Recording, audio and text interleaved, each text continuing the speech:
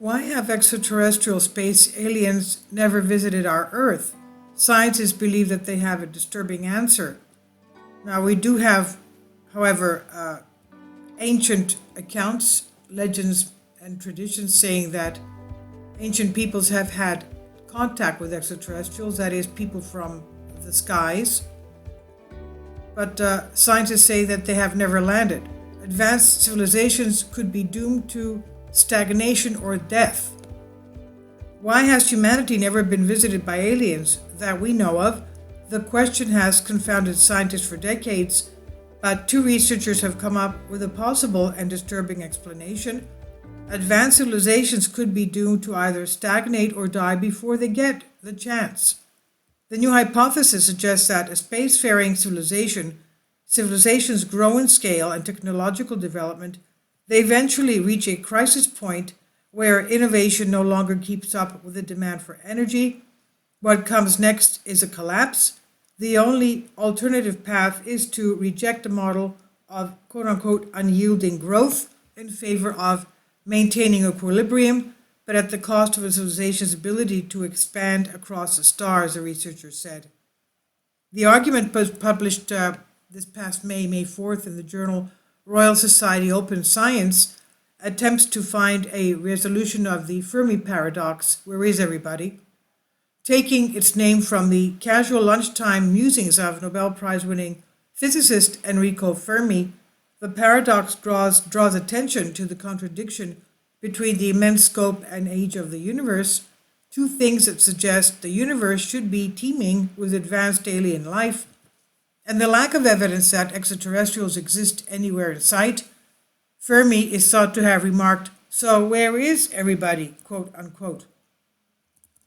The researchers of the new study say they may have the answer, and they say civilizations either collapse from burnout or redirect themselves to prioritizing homeostasis, a state where cosmic expansion is no longer a goal, making them difficult to detect remotely.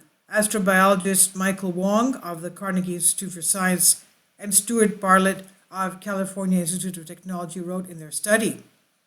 They said either outcome, homeostatic awakening, or civilization collapse, would be consistent with the observed absence of galactic-wide civilizations.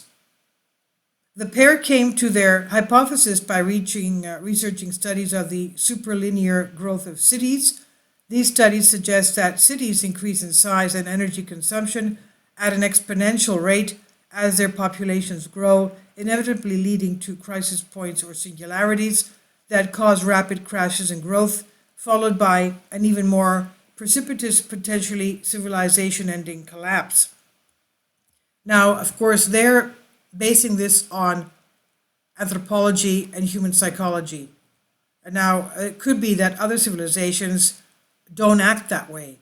For example, this is my comment, and I want you to know that in ancient Greece, a city was not allowed to be over 2,000 population because they wanted everyone to know each other, to feel like a family, like a community, a close-knit community. And when the city was over 2,000, they would start another city somewhere else.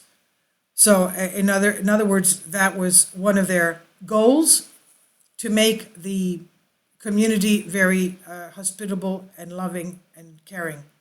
Now, going back to this, we hypothesize that once a planetary civilization transitions into a state that can be described as one virtually connected global city, it will face an asymptotic burnout at an ultimate crisis where the singularity interval time scales become smaller than the time scales of innovation, they wrote. Okay, that's assuming that the civilization doesn't know these problems. If they have advanced technology that we can imagine of, I'm sure they would know how to forego these problems. Now, going back to this close to collapse civilization would be the easiest for humanity to detect, the researchers suggest, as they would be dissipating large amounts of energy in a wildly unsustainable way. This presents a possibility that a good many of humanity's initial detections of extraterrestrial life may be of the intelligent, though not yet wise kind, the researchers wrote. To avert their doom, civilizations could undergo a homeostatic awakening, redirecting their production away from unbounded growth across the stars to one that prioritizes societal well-being, sustainable and equitable development, and harmony with their environment, the researchers suggest. I'm sure they would do that. Now, while such civilizations may not completely abandon space exploration, they would not expand on scales great enough to make contact with Earth likely. They wish. Now, the researchers point to a few of humanity's many awakenings that address global crises on Earth, such as the reduction of global nuclear arms stockpiles from 70,000 warheads to below 14,000, the halting of the once growing hole, the ozone hole, over Earth layer by banning chlorofluorocarbon emissions, and the 1982 International Whaling Moratorium.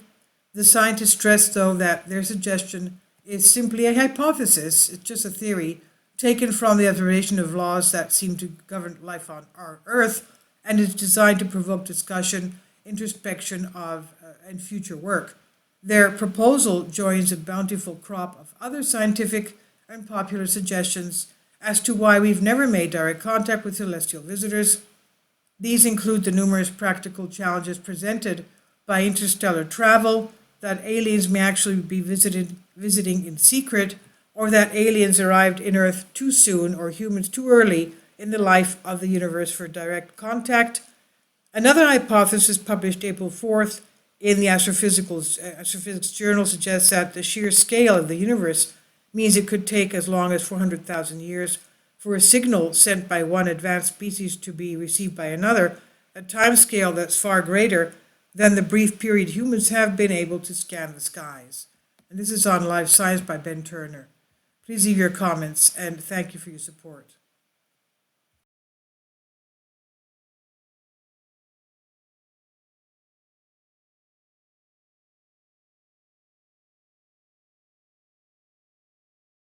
Kindly support my Patreon account. The daily posts are 5 videos daily, and they are totally different from what I have on my YouTube channel. Thank you so much for your support and that you find all my content so interesting. You'll find the Patreon account details in the description box below.